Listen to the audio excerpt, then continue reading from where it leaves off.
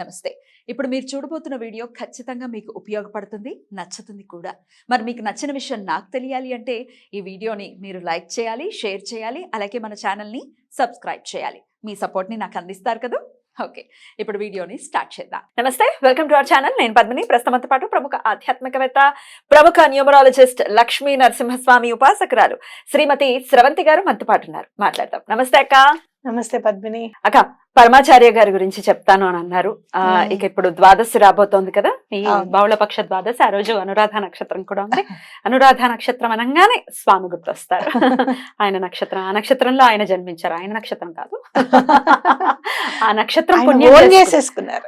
ఆ నక్షత్రం పుణ్యం చేసుకున్నారు కదా. ఎందుకంటే ఆ నక్షత్రం పేరు వినంగానే స్వామి గుర్తు రావటం, ఆ నక్షత్రం నక్షత్రం అని దానికి వైభవం రావటం అంటే ఆ నక్షత్రం సుకృతం. చెప్పండి అక్క. మొదట్లో అనూషం చేసాము అని చెప్పి ఫేస్బుక్ లో వచ్చేవన్నమాట. అసలు అనూషం అంటే ఏంటో అని అనుకుంటే కొంతమందికి నేను రిక్వెస్ట్ పెట్టినా కూడా వాళ్ళు రిప్లై ఇవ్వలేదు. వాళ్ళు చూసుకోవాలి కదా, వాళ్ళు పోస్ట్ చేసి ఊరుకుంటారు కదా. తర్వాత ఏంటా అంటే తర్వాత ఫేస్బుక్ లోనే వచ్చింది అనమాట. అనూషము అంటే తమిళంలో అనురాధ నక్షత్రాన్ని అనూషం అంటారు. స్వామివారి తిది నక్షత్రం, అది జన్మ నక్షత్రం అని అంటే అవునా, ప్రతి నెల చేసుకోవచ్చు. మనం స్వాతి నక్షత్రం చేసుకుంటాం కదా, స్వాతి నక్షత్రం స్వామివారికి ప్రతి నెల మనం హోమం చేసుకుంటాం. అలా మనం ఇక్కడ కూడా పరమాచారి గారు కూడా ఇంట్లో చెయ్యాలి. నా సంకల్పం ఏంటి తెలుసా పద్మిని, అసలు బయట ప్రతి అనురాధ నక్షత్రానికి పూజ చేసి తప్పకుండా స్వామి పూజ అందరికి అందాలి అని చెప్పి నా కోరిక అనమాట.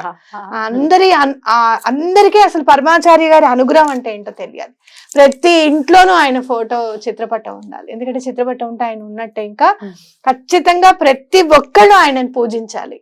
నిజంగా ఆయన అసలు చివరి శ్వాస వరకు, ఎప్పుడైతే 12 సంవత్సరాల పిల్లవాడు కంచమఠానికి ఎప్పుడైతే ఆయన పీఠాధిపతి అయ్యారో, ఏ రోజైతే సత్యదండం పట్టుకున్నారో మళ్ళీ ఆ సత్యదండం విడవలేదు. కేవలం మన సనాతన సాంప్రదాయాన్ని, హిందూ ధర్మాన్ని, వేదాన్ని బ్రతికించడానికి మాత్రమే ఆయన కృషి చేశారు అనమాట. అసలు పీఠాధిపతి ఆయన. మామూలుగా ఈతి బాధలకి ఎవరైనా వెళ్తే కష్టపడిన దానికి ఆయన సమాధానం చెప్పాల్సిన అవసరం లేదు. అయినా కూడా యాక్చువల్ గా చెప్పరు కదా, చెప్పరు. అయినా కూడా ఎంత కరుణామయులు అంటే నిజంగా కామాక్షి దేవి కదా, అదే తల్లి కదా మరి. చాలా అన్నమాట. అయితే నువ్వు చెప్తున్నప్పుడు నేను విన్నాను త్యాగయ్య గురించి.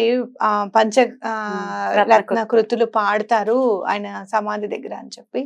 కానీ ఈ రోజు ఆయన లీలలు ఒక 5 లీలలు క్లుప్తంగా చెప్పుకొని ఆయనకి మనము ఒక గ్రాటిట్యూడ్ గా చేసుకోవచ్చు. నిజంగా ఆయన గురించి చెప్తుంటే త్యాగరాజ స్వామి కూడా తప్పకుండా ఆయన కూడా వింటారనమాట. మనం పాటలు పాడడం నాకు రాదు కదా మరి.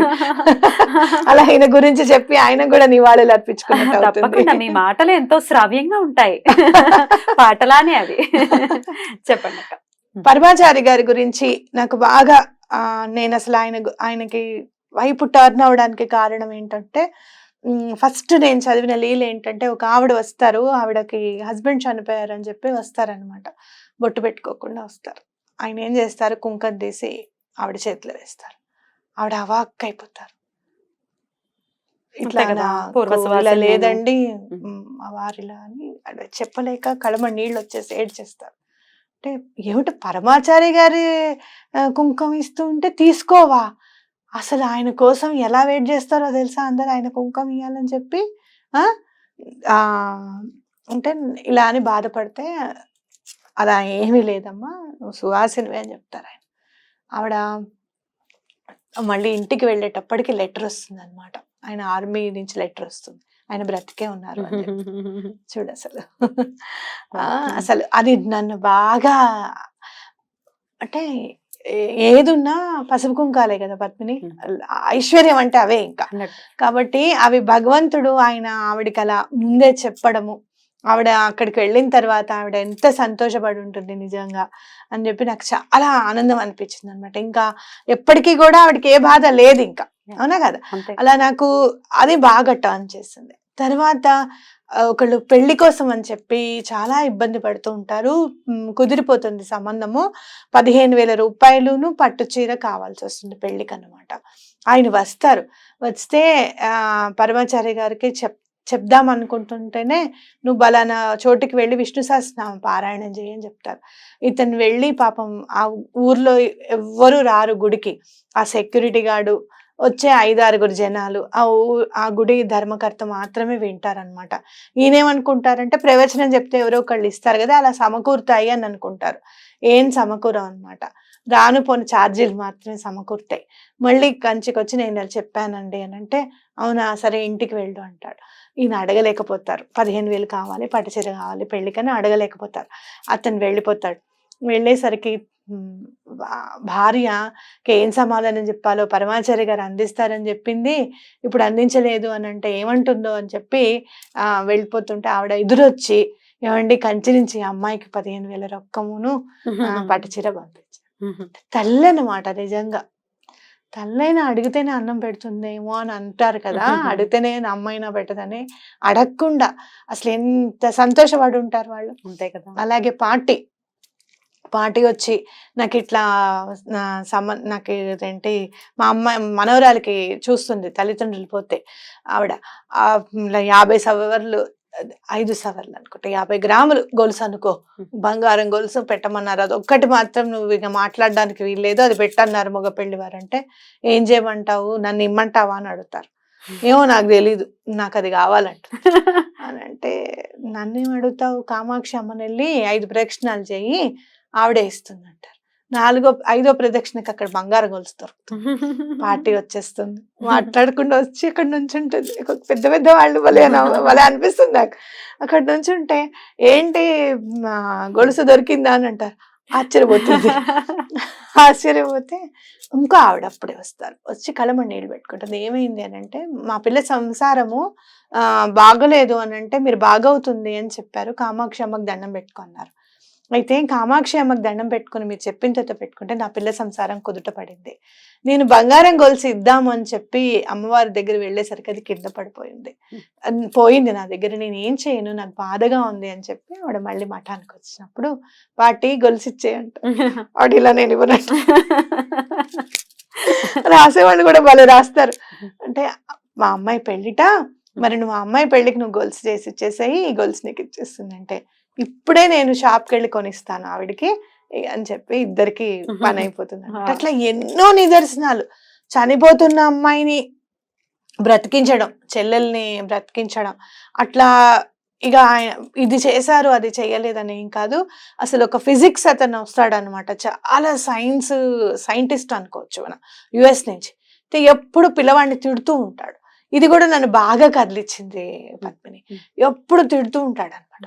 తిడుతూ ఉంటే ఆయనకి కొడుక్కి కోపం వచ్చి వెళ్ళిపోతాడు, ఇంట్లో నుంచి వెళ్ళిపోతాడు. ఆవిడ పాపం 5 సంవత్సరాలు 6 సంవత్సరాలు అవుతుంది. ఇండియాకి వస్తారు వెతుకుదాము అని చెప్పి, అప్పుడే కుదురుతుంది వాళ్ళకి. ఇంకా రిటర్న్ వస్తుంటే ఆ డ్రైవర్ ఉంటాడు కదా, ఆ డ్రైవర్ పరమాచారి గారి భక్తుడు. అయితే ఇఫ్ ఐఎమ్ నాట్ రాంగ్ అతను ముస్లిం కూడా అయి ఉండాలని నాకు చదవడం అయితే అదే గుర్తు. ఎన్నోసార్లు చూసాను. ఇంకా మీ అప్పుడు చూస్తే ఇది 100వ దర్శనం చేసుకున్నట్టు ఆయన్ని. చాలా మంది నేను ఆయన దగ్గర తీసుకెళ్ళానని చెప్తాడు. అయితే ఈయన నమ్మడు, ఆయన సైన్స్ అది అని నేను నమ్మనంటాడు. మీతో విసుగొచ్చేస్తోంది నాకు అసలు, ఎప్పుడు చూసినా ఇదే మాట్లాడతారు మీరు, ఇలా మాట్లాడే కొడుకుని దూరం చేసుకున్నారు ఈయన అని చెప్పి ఆవిడ బాధపడుతుంది.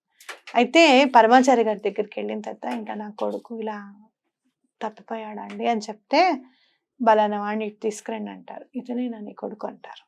ఆ కొడుకు అక్కడ ఉంటారు. ఆ టైంకే వాళ్ళు రావడం ఏంటి అసలు. ఇలా ఎన్నో చేస్తారనమాట. ఇప్పుడు కూడా నీకు చెప్తాను చూడు, మనం వెంకటేశ్వర స్వామి గురించి మాట్లాడుకున్నాము అని అనుకుంటే, పరమాచార్య గారు ఇక్కడ ఉన్నారు, ఆయన గురించి మాట్లాడుకున్నాము అంటే వెంకటేశ్వర స్వామి గురించి మాట్లాడుకున్నాం అని చెప్పా కదా. అదేంటంటే, ఒక అతను నార్త్ నుంచి వచ్చేస్తాడు, ఇక్కడ ఉండిపోతావా అంటే ఉండిపోతాడు. అతనికి హిందీనే వచ్చు, రోటీలే తింటాడు, అతనికి భోజనం ఉండదు, అన్నం తినలేరు కదా వాళ్ళు. అది రాత్రి 12 గుర్తుకొచ్చి, ఆ అబ్బాయికి మీరు ఏం పెట్టారు నార్త్ నుంచి వచ్చిన వాళ్ళకంటే మేము ఏం పెట్టలేదని చెప్తారు. మటన్లో చేసేవాళ్ళు. మీకు అసలు ఏమైనా ఉందా, ఒక మనిషి తినకుండా ఉంటే మీరు అలా చేస్తారా అని చెప్పి, ఎలా ఇప్పుడు అతనికి ఎలా పెడతాం మనం భోజనం అని అంటే, ఎవరో ఎక్కడి నుంచో ఒక 10 నిమిషాల్లో ఇన్ని చపాతీలు తీసుకొస్తారు, అతనికి పెట్టి అతను తిన్నాడా లేదా అని అడిగే పూచి మీదే అతను మనం అడిగితే ఇక్కడ ఉన్నాడు, అతన్ని మీరు చూడాలి కంపల్సరీ అని చెప్పి ఆదేశం ఇస్తారు. అతను ఒక రోజు వెంకటేశ్వర స్వామి గుడి దగ్గరికి వెళ్దాం అనుకుంటారు. ఎక్కడికి వెళ్దాం అనుకుంటున్నావు నువ్వు అంటే, బాలాజీని చూడాలి అని అంటే, అవునా అని చెప్పి కాసేపు మేనా తలుపు వేసేస్తారు. తర్వాత ఒక నిమిషం, ఒక 5 నిమిషాలు అయ్యాక మేనా తలుపులు తీస్తారనమాట. తీసిన వెంటనే అతనికి వెంకటేశ్వర స్వామి రూపంలో కనపడతారు. నా బాలాజీ ఎక్కడో లేడు, ఇక్కడే ఉన్నాడు, నేను వెళ్ళను ఇంకా తిరుపతికి అని చెప్తాడు.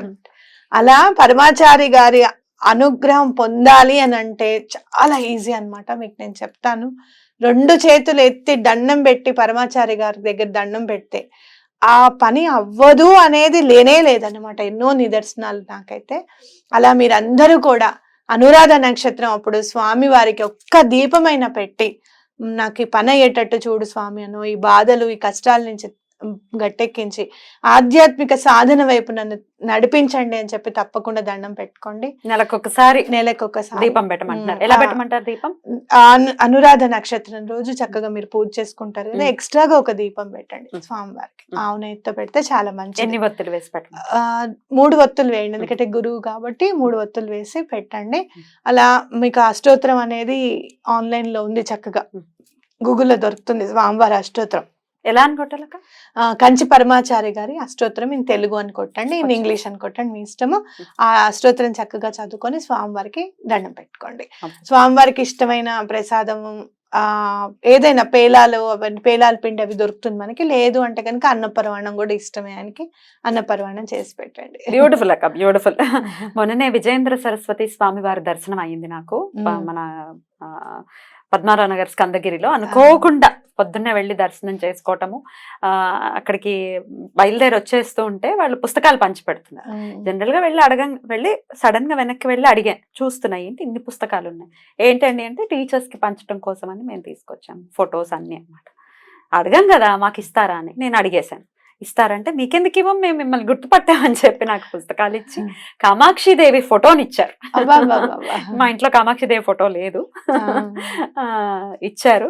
అంటే స్వామి వచ్చారని అనుకోవచ్చా? తప్పకుండా ఆయన అనుగ్రహం అది. కామాక్షి అమ్మవారిది కూడా ఒక లీల చూస్తే, ఆయన చీర కట్టేసిన తర్వాత చూస్తారు, చీర చిరిగుంటుంది అన్నమాట. చూసి వాళ్ళ అమ్మవారు రావచ్చు జాగ్రత్త అని చెప్తారు అందరికి, అలా చెప్పి ఉంచుతారు అంతే.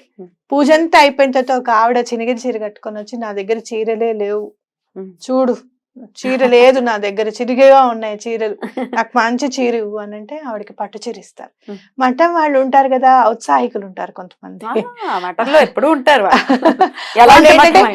అంటే వాళ్ళ దృష్టి ఏంటంటే ఎటువంటి పరిస్థితుల్లోనూ ఎవరు ఆ పరమాచార్య గారిని మోసం చేయకూడదని. కానీ ఆయనే పరమాత్మని మర్చిపోతారు ఆ ప్రేమలో. నేను వెళ్తాను, అసలు వీళ్ళు ఇలాంటి వాళ్ళు చీరలు అమ్మేసుకుంటారు, అసలు వీడు ఎక్కడి దాకా వెళ్తుందో చూస్తానని చెప్పి వెళ్తారు. వెళ్తే ఆవిడ కామాక్షి గుడిలో అంతర్ధానం అయిపోతుంది. ఇతనికి ఇక పిచ్చెక్కిపోతుంది, అసలు మరవలేడు, అలా అవాక్ అయిపోతారు. అక్కడ పీఠాధిపతులు అందరూ ఒకటే కదా. అందులో నేను ఎప్పటి నుంచో వెతకాలనుకున్న ఆన్సర్ కూడా నాకు దొరికింది అనమాట. నేను నీకు చెప్పాను కదా, అది మళ్ళీ ఇంకో ఎపిసోడ్ లో చెప్పుకున్నాను తప్పకుండా.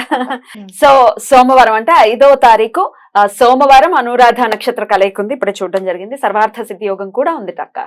ఏ పని చేసినా సర్వ అర్థములు సిద్ధించేటటువంటి పరిస్థితి ఉంటుంది కాబట్టి ఖచ్చితంగా ఈసారి నుంచి మొదలు పెట్టుకుందాం, అంతేనాక? అంతే. ఆ రోజు దశమి కూడా అయింది, అద్భుతం. ఇంకా దశమి దశ తిరుగుతుంది అని కూడా అంటూ ఉంటారు. రైట్ అక్క, thank you so very much. నమస్తే. నమస్తే.